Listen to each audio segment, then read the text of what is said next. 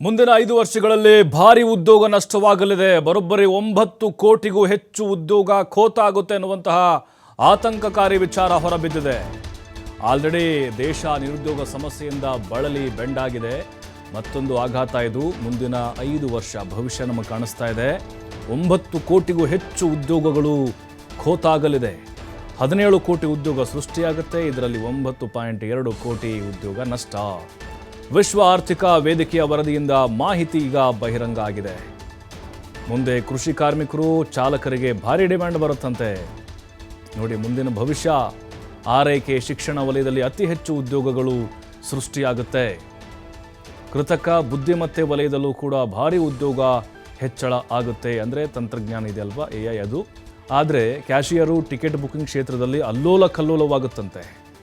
ಕೈಗಾರಿಕೆಗಳು, ವೃತ್ತಿಪರ ವಲಯಗಳಲ್ಲಿ ಉದ್ಯೋಗಗಳ ಸಂಖ್ಯೆ ಕಡಿತ ಆಗುತ್ತೆ. ಇಂಡಸ್ಟ್ರಿಯಲ್ದು ವ್ಯಾಪಾರ ವಿನಿಮಯದ ಹಾದಿಯಲ್ಲಿ ಉದ್ಯೋಗಿಗಳಲ್ಲಿ ಕೌಶಲ್ಯದ ಕೊರತೆ ಉಂಟಾಗುತ್ತೆ. ವಿಶ್ವ ಆರ್ಥಿಕ ವೇದಿಕೆಯ ವಾರ್ಷಿಕ ಸಭೆಗೂ ಮುನ್ನ ಈ ವರದಿ ಬಹಿರಂಗ ಆಗಿದೆ.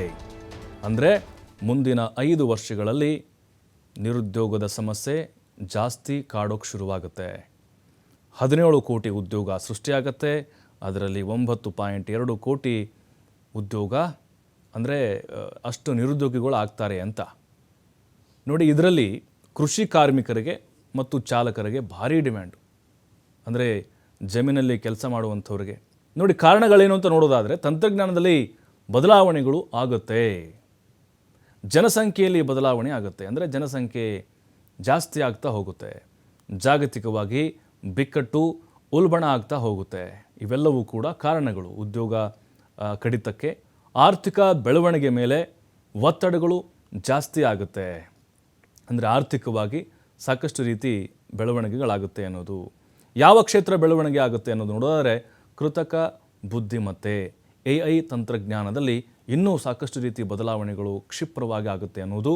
ದತ್ತಾಂಶ ಸಂಗ್ರಹವು ಕೂಡ ಇಲ್ಲಿ ಜಾಸ್ತಿ ಆಗುತ್ತೆ ಅಂಥೇಳಿ. ಅಂದರೆ ಇದು ಹಂತ ಹಂತವಾಗಿ ಬದಲಾವಣೆ ಮತ್ತು ಬೆಳವಣಿಗೆ ಆಗುತ್ತಾ ಹೋಗುತ್ತೆ. ಸೈಬರ್ ಭದ್ರತಾ ವಲಯ ಅಂದರೆ ಈಗ ನಾವು ನೋಡ್ತಾ ಇದ್ದೀವಿ ಟೆಕ್ನಿಕಲಿ ಏನೇನು ಆಗ್ತಿದೆ ಅಂಥೇಳಿ. ಸೈಬರ್ ಭದ್ರತಾ ವಲಯದಲ್ಲೂ ಕೂಡ ಬೆಳವಣಿಗೆಗಳು ಸಾಕಷ್ಟು ರೀತಿಯಲ್ಲಿ ಆಗುತ್ತೆ ಅಂಥೇಳಿ ಈಗ ಆ ವರದಿ ಹೇಳ್ತಾ ಇದೆ.